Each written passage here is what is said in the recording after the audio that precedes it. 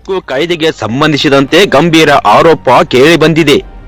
ಇಂದು ಮಾಹಿತಿ ಹಕ್ಕು ಆಯೋಗದ ಅಧಿಕಾರಿಗಳು ಗಮನ ಹರಿಸಬೇಕಾದ ಪ್ರಕರಣವೆಂದು ಸ್ಥಳೀಯರು ಆಗ್ರಹಿಸುತ್ತಿದ್ದಾರೆ. ಅಥಣಿ ತಾಲೂಕಿನ ಸಂಕನಟ್ಟಿ ಗ್ರಾಮ ಪಂಚಾಯಿತಿ ಅಧಿಕಾರಿಗಳ ವಿರುದ್ಧ ಆರ್ಟಿಐ ಕಾರ್ಯಕರ್ತರಿಂದ ಭಾರೀ ಆರೋಪ ಕೇಳಿಬಂದಿದೆ. 15 ಹಣಕಾಸು ಆಯೋಗದ ಅನುದಾನಕ್ಕೆ ಸಂಬಂಧಿಸಿದ ಮಾಹಿತಿಯನ್ನು ಕೇಳಿದ ಆರ್ಟಿಐ ಕಾರ್ಯಕರ್ತ ಸೂರಜ್ ಕೋರೆ ಅವರಿಗೆ ಮಾಹಿತಿ ನೀಡುವ ಬದಲು ಹಣ ಆಮಿಷಿ ತೋರಿಸಲಾಗಿದೆ ಎಂಬ ಆರೋಪ ಇದೆ. ಸೂರಜ್ ಕೋರೆ ಅವರ ಹೇಳಿಕೆಯ ಪ್ರಕಾರ ಮಾಹಿತಿ ನೀಡಲು 3,010 ರೂಪಾಯಿ ಚಲನ್ ತುಂಬುವಂತೆ ಪತ್ರ ಕಳಿಸಲಾಗಿದೆ. ಆದರೆ ಚಲನ ಕಟ್ಟಲು ಹೋದಾಗ ಆರ್ಟಿಐ ಬೇಡ, 1,000 ರೂಪಾಯಿ ತೆಗೆದುಕೊಳ್ಳಿ ಎಂದು ಹೇಳಿ ಹಣದ ಆಮಿಷ ತೋರಿಸಲಾಗಿದೆ. ಈ ಸಂಬಂಧ ಕಾರ್ಯಕರ್ತರು ವಿಡಿಯೋವನ್ನು ಸೆರೆ ಹಿಡಿದಿರುವುದಾಗಿ ತಿಳಿದು ಬಂದಿದೆ.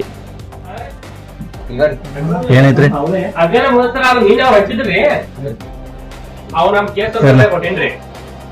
ಏನೈತ್ರಿ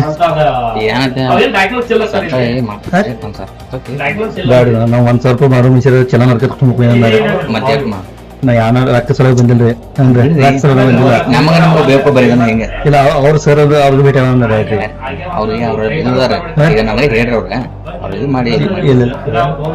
ಬ್ಯಾಡ್ರಿ ಚಲನ್ ತುಂಬತಾನ ಡಾಕ್ಯುಮೆಂಟ್ ಕೊಡ್ರಿ ಅದೇನಿಲ್ಲ ನಂಗಿಲ್ಲ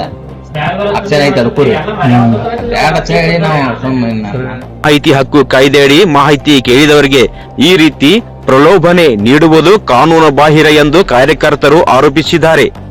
ಸಂಬಂಧಿತ ಅಧಿಕಾರಿಗಳ ವಿರುದ್ಧ ತಕ್ಷಣ ಕ್ರಮ ಕೈಗೊಳ್ಳಬೇಕು ಎಂದು ಅವರು ಆಗ್ರಹಿಸಿದ್ದಾರೆ. ಈ ಘಟನೆ ಬಗ್ಗೆ ಮಾಹಿತಿ ಹಕ್ಕು ಆಯೋಗ ಮತ್ತು ಮೇಲಾಧಿಕಾರಿಗಳು ಯಾವ ರೀತಿಯ ಕ್ರಮ ಕೈಗೊಳ್ಳುತ್ತಾರೆ ಎಂಬುದನ್ನು ಕಾದು ನೋಡಬೇಕಾಗಿದೆ. ನಾನು ಇದೇ 2025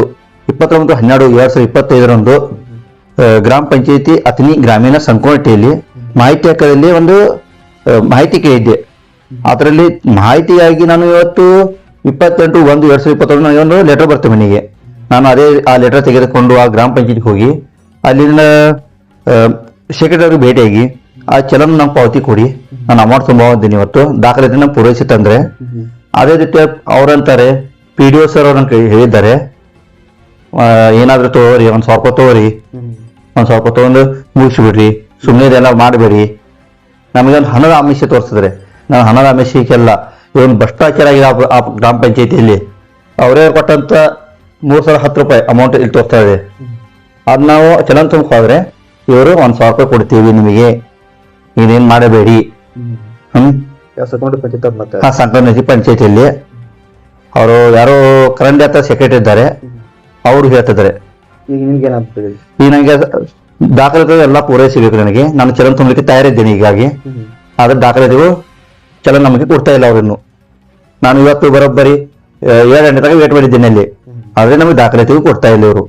ಇದಕ್ಕೆ ಸಂಬಂಧಪಟ್ಟ ಇಲಾಖೆಯವರು ಅವ್ರ ಮೇಲೆ ಸೂಕ್ತ ಕ್ರಮ ಕೈಗೊಳ್ಳಬೇಕು, ನಮ್ಗೆ ದಾಖಲಾತಿಯನ್ನು ನೀಡಲೇ ಚಲನ ಕೊಟ್ಟು ದಾಖಲಾತಿಯನ್ನು ನೀಡಬೇಕೆಂದು ನಾನು ಕೇಳ್ಕೊತಿದ್ದೇನೆ.